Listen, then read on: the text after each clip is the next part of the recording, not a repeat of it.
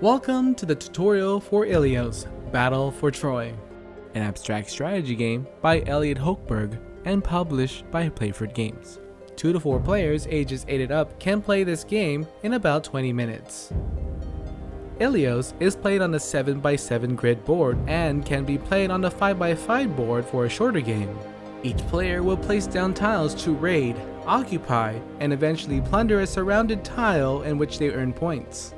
Once the board is full and players can no longer place any more pieces of the game, players score their plundered tiles. The player with the highest score wins the game.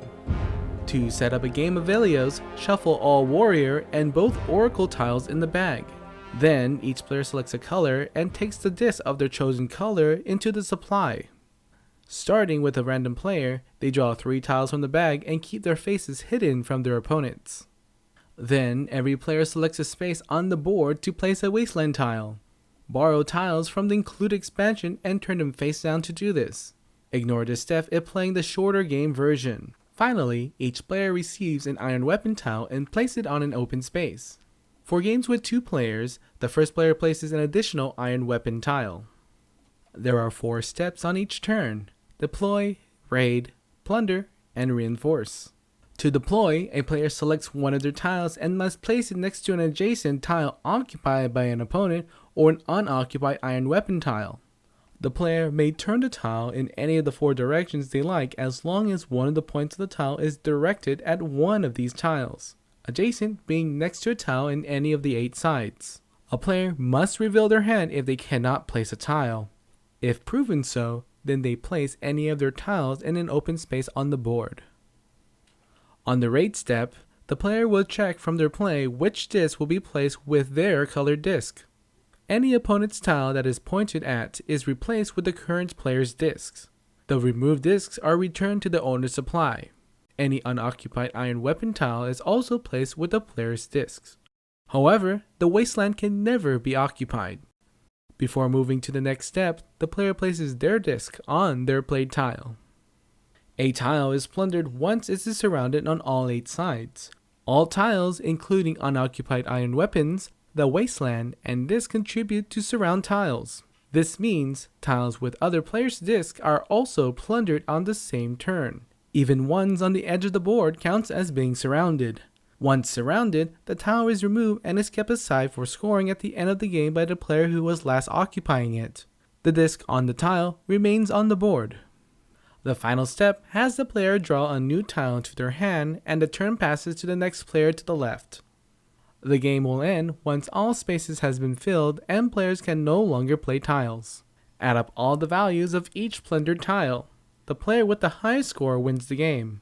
In a result of a tie, the tied players count up their discs on the board and whoever has the most discs wins. If both players tie in the number of discs on the board, both players are declared winners. Each copy of ILIOS includes the Troy expansion, which not only adds more tiles, but a new dimension of play. 2 new tiles a player may come by are both the horse and oracle. Set up the game as before, but instead place the Troy tile in the center of the board. Then each player finds and uses the 8 valued warrior tiles face down as wastelands. Then shuffle those remaining tiles, including all the horse and oracle tiles, into the bag. Basic gameplay remains the same with the following changes. Horse tiles functions like a warrior tile but attacks over other tiles when raiding.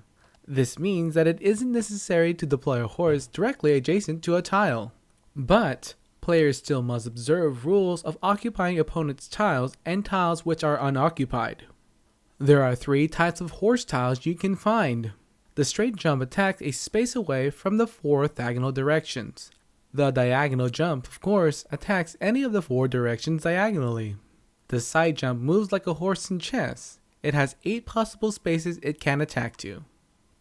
The Troy tile is another main feature in the expansion and is worth 16 points at the end against to whoever takes it. Unlike other tiles, it does not get removed even from being surrounded until certain conditions are met. It must be surrounded, occupied, and then attacked with a horse by the same occupying player. Discs may switch on and off Troy until a player finally attacks with a horse with their disc on Troy. The oracle tiles functions like a warrior when deploying, raiding, and surrounding. A player who has an oracle in possession after plundering it may use its special ability during the reinforcement step. If a player draws a tile and wishes not to keep it or simply does not like it, they may return the tile to the bag and draw a new one. The endgame as before remains the same when tallying up points. The expansion tiles score with the value listed of each tile. In the case of plundered tiles, Troy scores 16 points, each oracle 8. Side jump horses also score 8 points. And both diagonal jump and straight jump horse tiles score 6 each. Again, the player with the most points is the winner of ILIOS. This concludes the tutorial for ILIOS. For more information about this game, please visit playfordgames.com. Thanks for watching.